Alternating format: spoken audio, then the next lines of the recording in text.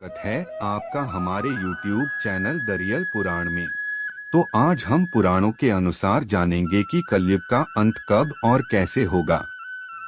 जैसा कि हम सभी जानते हैं, अभी जो युग चल रहा है उसका नाम कलयुग है। सनातन धर्म ग्रंथों के अनुसार 4 युग होते हैं: सतयुग, त्रेतायुग, द्वापर युग और कलयुग। हर युग का समय निर्धारित किया हुआ होता है। जब युग का समय निर्धारित किया हुआ पूर्ण हो जाता है, तब युग परिवर्तन होता है। युग परिवर्तन के अनुसार सब कुछ बदल जाता है। युग की आयु, इंसानों की आयु एवं उनके विकास एवं सभी जीव जंतु युग के अनुसार बदल जाते हैं। तो आज हम बात करेंगे जो युग अभी चल रहा है, कलयुग के बारे में। तो चलिए जानते हैं क्या है कलयुग, कब खत्म होगा। कलयुग चारों युगों में सबसे घातक है। कलयुग की उम्र 4,32,000 वर्ष है। इसको 4 चरणों में बांटा गया है। अभी चल रहा है प्रथम चरण। कलयुग का प्रथम चरण 1,08,000 वर्ष का है। अभी कलयुग का अंत आने में बहुत समय बाकी है। कलयुग का अंत एवं अंतिम चरण कैसा होगा, इसका उल्लेख पुराणों में मिलता है। तो चलिए जानते हैं। इंसानों की उम्र है 100 वर्ष। जैसे जैसे कलयुग आगे बढ़ता जाएगा, वैसे वैसे इंसानों की उम्र भी घटती जाएगी। कलयुग के द्वितीय चरण में इंसानों की उम्र सिर्फ 50 साल रहेगी, तृतीय चरण में 25 साल और चतुर्थ चरण में सिर्फ 12.5 साल ही इंसानों की उम्र रहेगी। क्या है कलयुग? जहाँ नियम कानून नहीं है, उसी को कलयुग कहते हैं। जहाँ सारे रिश्ते खत्म, उसी को कलयुग कहते हैं। आज के समय में इंसान जानवर जैसा बन गया है।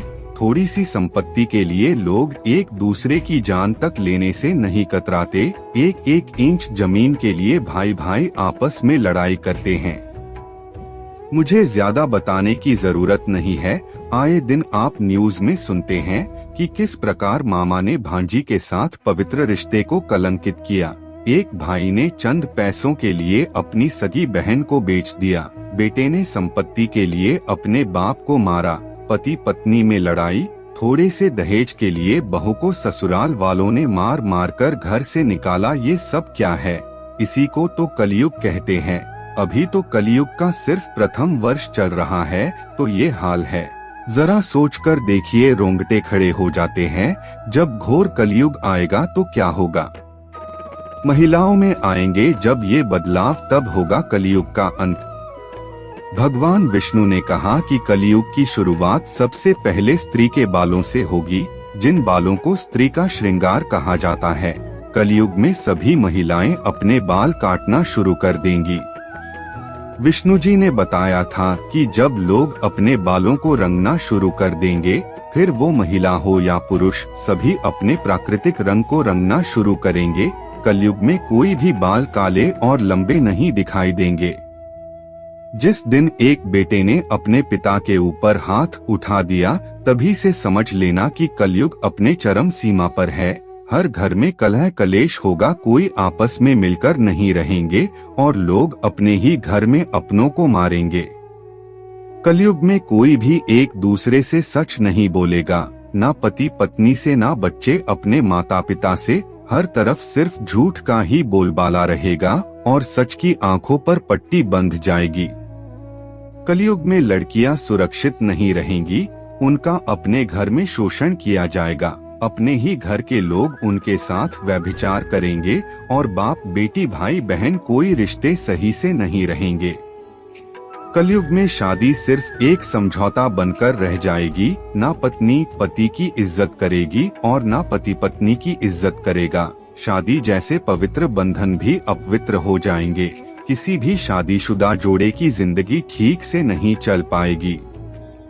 जिस तरह सतयुग में लोगों की उम्र लंबी होने के बाद मृत्यु हो जाती थी, अब घोर कलयुग में ऐसा बहुत ही कम देखने को मिलेगा। कलयुग में जब किसी की मृत्यु होगी, तब उसकी उम्र 20 से 30 साल के अंदर होगी और उसकी मृत्यु अकाल या पीड़ादायक होकर होगी। कलयुग में बेईमानी का बोलबाला होगा। लोग एक दूसरे को ठगकर पैसा कमाएंगे। पैसों के लिए इंसान का बेदर्दी के साथ खून करेगा। दूसरों का हक छीनेगा तब घोर कलयुग आ जाएगा। कलयुग में न कोई कानून होगा न व्यवस्था, कोई किसी से नहीं डरेगा, सब अपने मन की करेंगे। हर कोई इंसान पैसों के लिए कुछ भी कर जाएगा।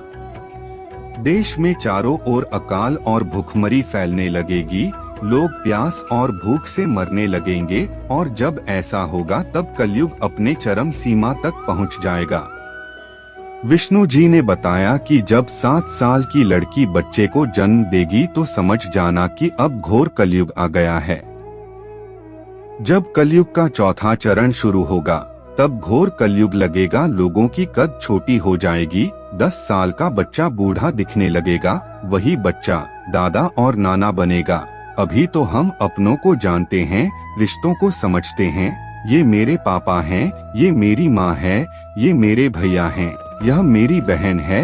जब घोर कलयुग आएगा तो इन सब रिश्तों की कोई कदर नहीं होगी, कोई भी संबंध सुरक्षित नहीं रहेगा। घोर कलयुग में तो यह भी पता नहीं चलेगा कि इस बच्चे का बाप कौन है।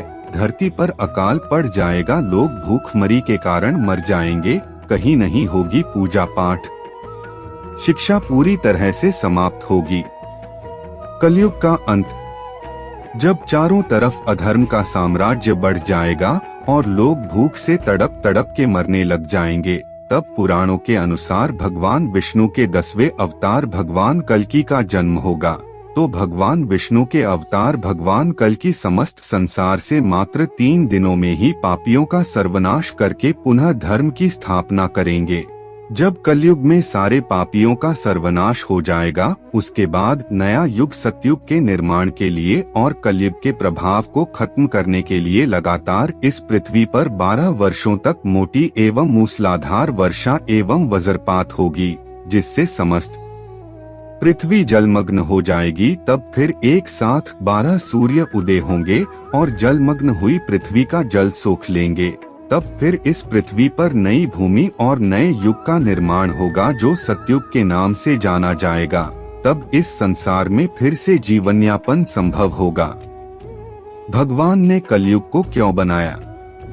जब कलयुग इतना बुरा है, कोई पुण्य कर्म नहीं है, चारों तरफ लूटमार, धोखा देना, विश्वास नाम की कोई चीज नहीं है, फिर भगवान ने इस कलयुग को क्यों बनाया? वह तो ज्ञानी है, वह तो परम शक्तिशाली है, फिर उन्होंने ऐसा क्यों किया?